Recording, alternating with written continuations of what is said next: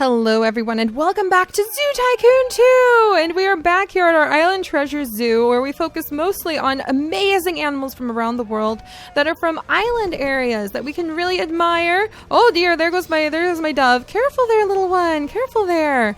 That we can really admire. Oh my gosh, and there's so much poop. Let's clean this up. And plenty of poop to scoop. So yeah, we've got lots of different island animals here, including animals from Australia, animals from New Zealand, animals from the ocean. Oh my gosh, look at those eels. Those eels are so cool. I really love those eels. And we're going to go ahead and see how the zoo has been doing. It has been a little while since we've had time to come in and check on everybody, but I think that everything's been going all right. I think that the couscous are possibly breeding out of control again, and we might potentially have to give them a little bit more space and or ship some of them off so that they can find beautiful homes of their own elsewhere. Oh my goodness, there's so much poop everywhere. Look, and it's a little peafowl baby.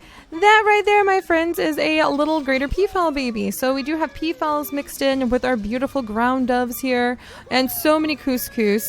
So many couscous. Hello, gorgeous. I'm surprised you don't just jump this and like head on out. Look at your pretty tail. Oh, excuse you, sir.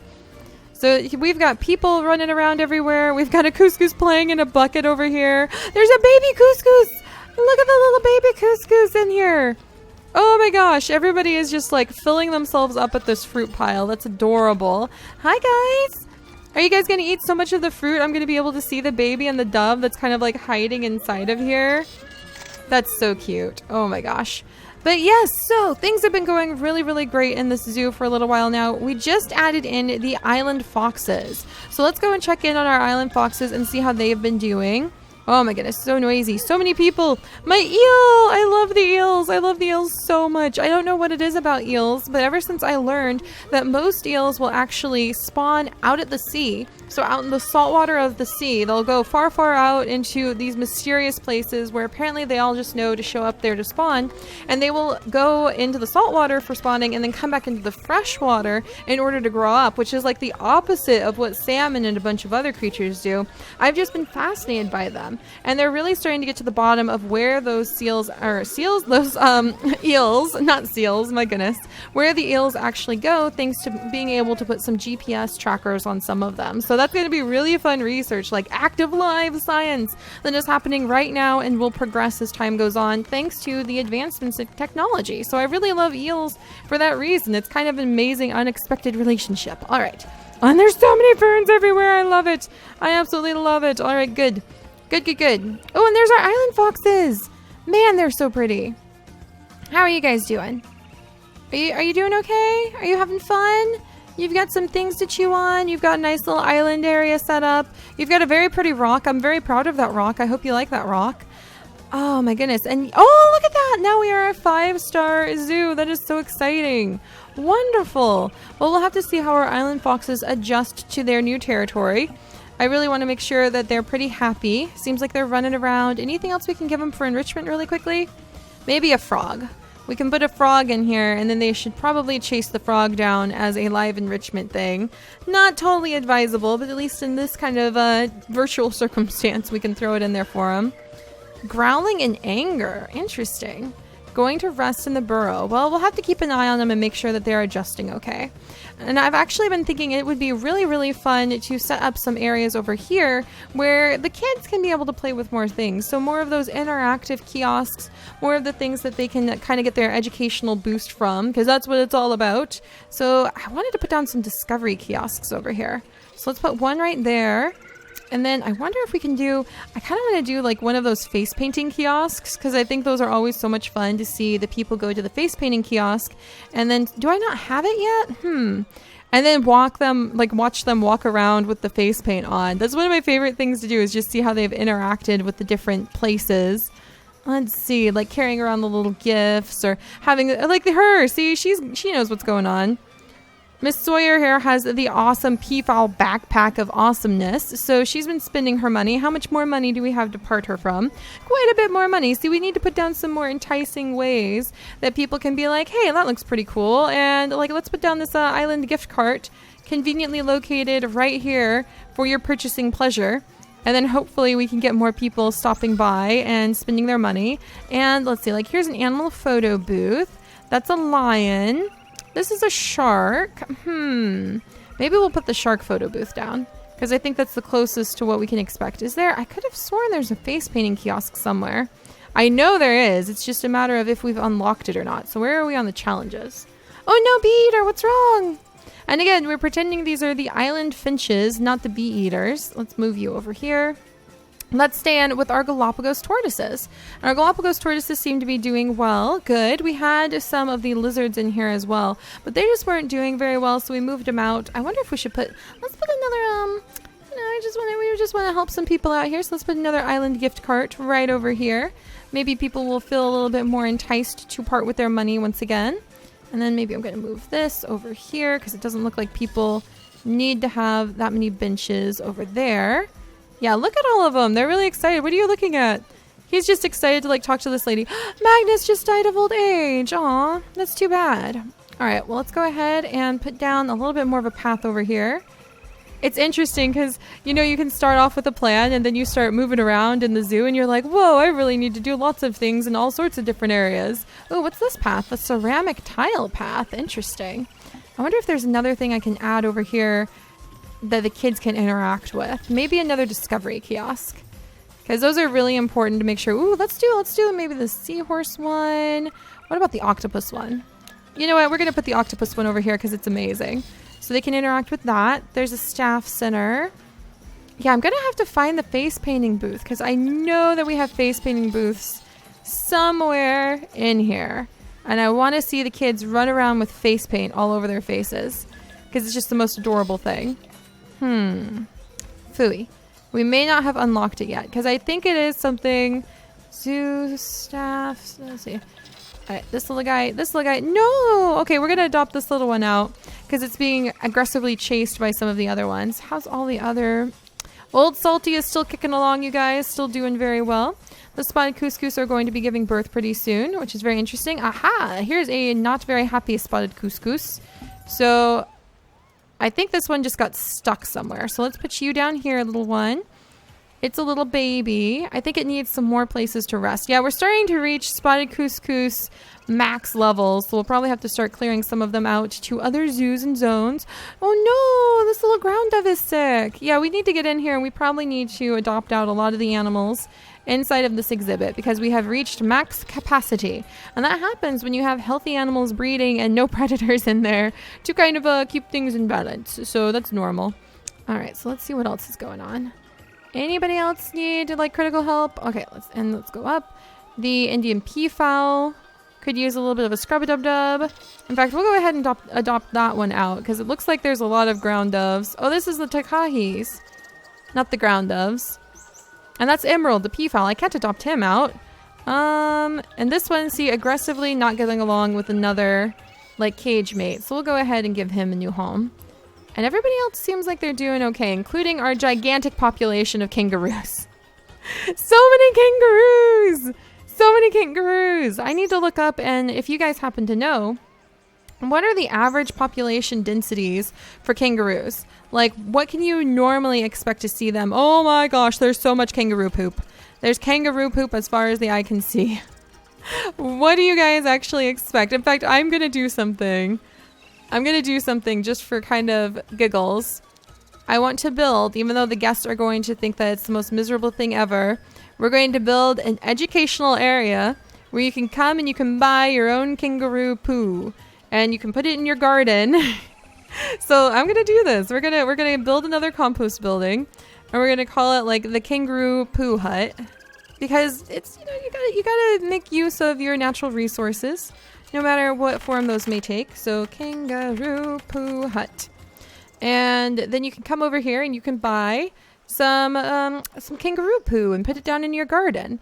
And I actually do know people who like their family would run, say maybe an emu farm, and they would sell the emu poo as like extra things that people could come and buy. And I thought that was very enterprising. And what about that one dairy farmer? I think he was on Dirty Jobs like ages and ages and ages ago. He'll put down like lots of pretty plants. So it can be like, you too can have a glorious garden with tons and tons of gorgeous plants. If you only use, look at this, it's already full again. That's amazing. If you only use the kangaroo poo. But there was this guy I saw years ago. Most of you guys probably don't remember the show Dirty Jobs unless they've been just airing the reruns nonstop, where he took all of the cow manure that he got and he turned it into biodegradable little pots that you could plant flowers in. And so that was pretty clever if you ask me. Because that's a good way to just use up. And we're going to put down like some of the little mushrooms, because I love putting the mushrooms down by the little like compost bins. So it can look like the mushrooms are growing out of the compost there. Oh goodness. But yeah, he turned the cow poo that he ended up with lots and lots of, because he was a I think he was like a dairy farmer, and into a new business model, because he would make these biodegradable, apparently pretty effective for giving a little bit of a boost to growth, pots. Wow, that's a lot of poo. Wow, we may have needed a second compost bin. Oh my goodness. But he would turn those. I'm still trying to find like the right kinds of plants to put over here for like encouraging people to come and spend their money, into pots that people could use. So that's kind of what this is. That's what this is all about. Maybe we can just do like some beautiful leafy ferns. Yeah, because we'll do some like leafy ferns over here. Like, look at this. Don't look at that. Look at this. The gorgeous like greenery that you too could have. And then, yeah, let's just do like a gigantic flower bed sort of thing over here. So we'll put down a big old giant mixed flower bed of all of these flowers that I almost never use elsewhere, to try to encourage our guests to come over here. And here's like beautiful larkspur mixed in. You just never know. It's good for almost anything. Here's some lilies. We can like line up some lilies on the edges.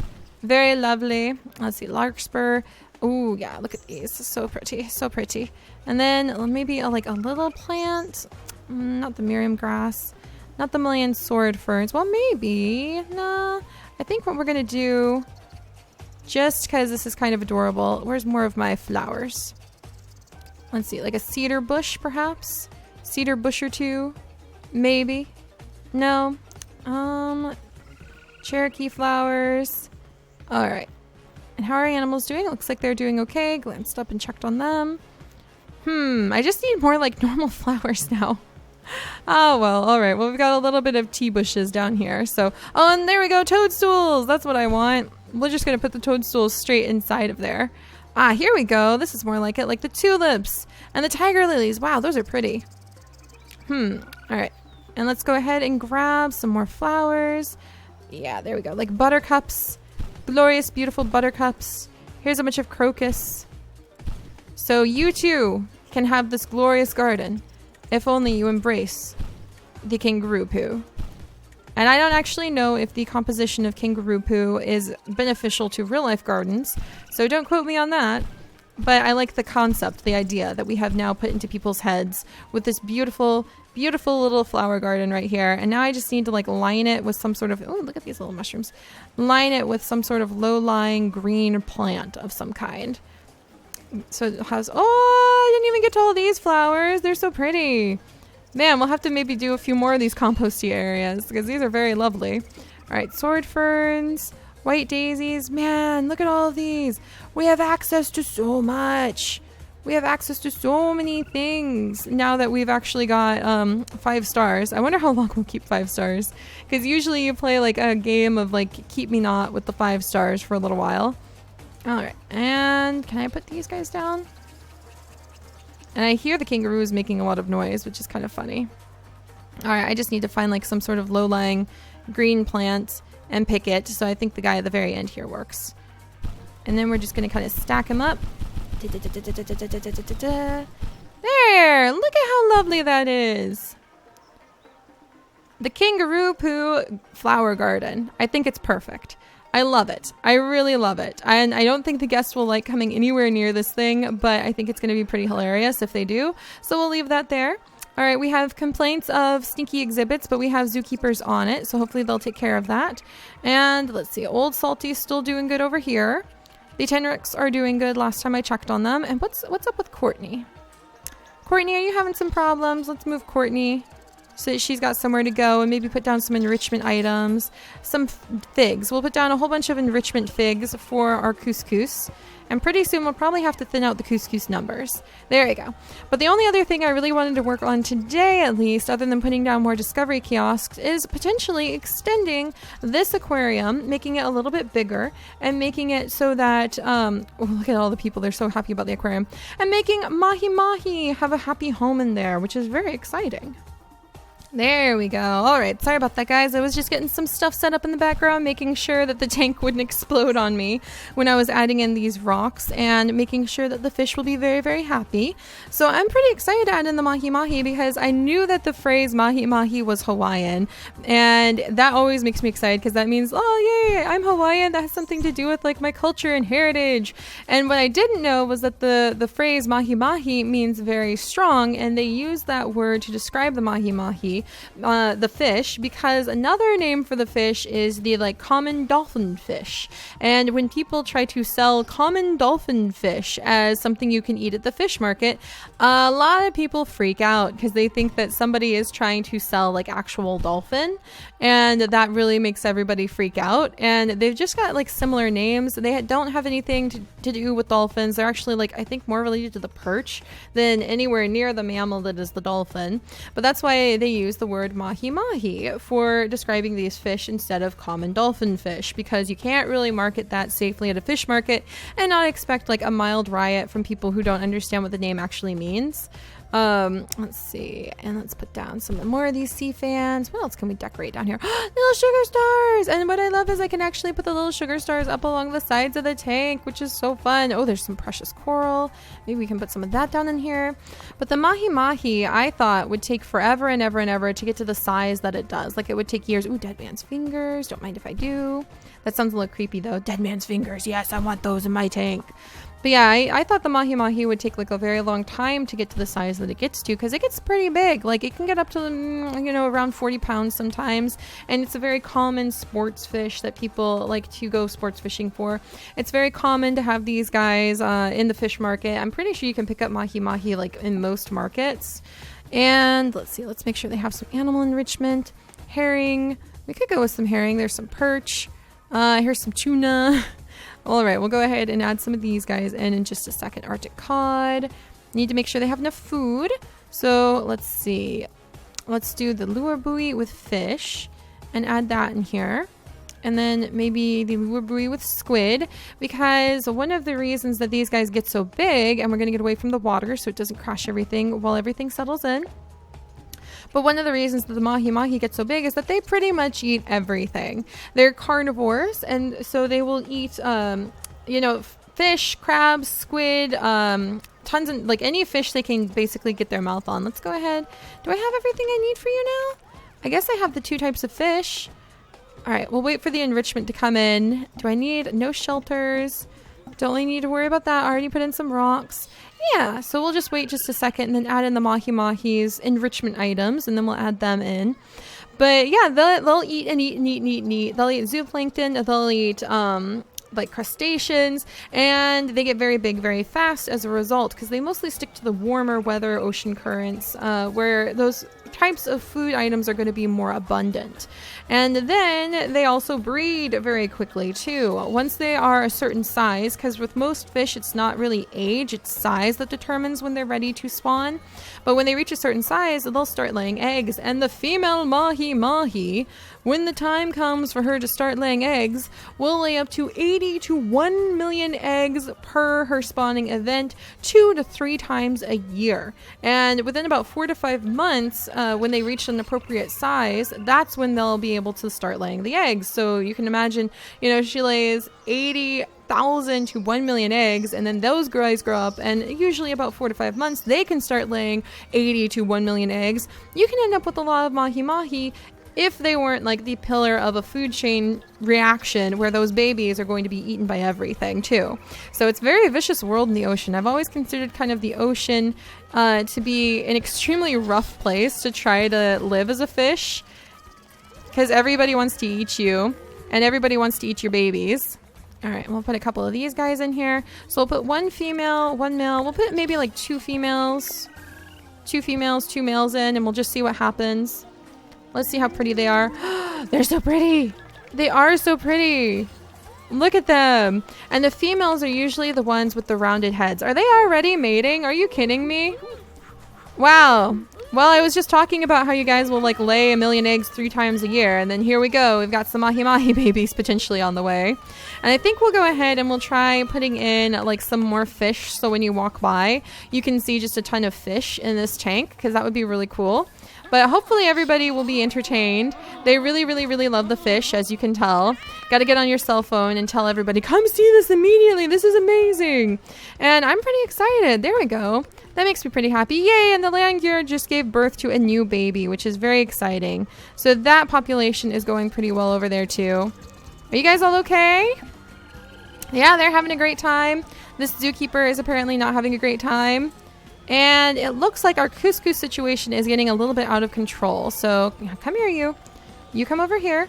Yeah, our couscous situation is getting a little bit out of control, so we'll need to work on that next time. And I would love to see like a little restaurant area come over here, maybe a touch pool area over here, maybe a playground for the kids, and then we can start working into some of the more exotic things that I've been kind of holding off on until now that we can add into our island zoo, our island zone, including the Borneo clouded leopard. That's one I definitely want to see.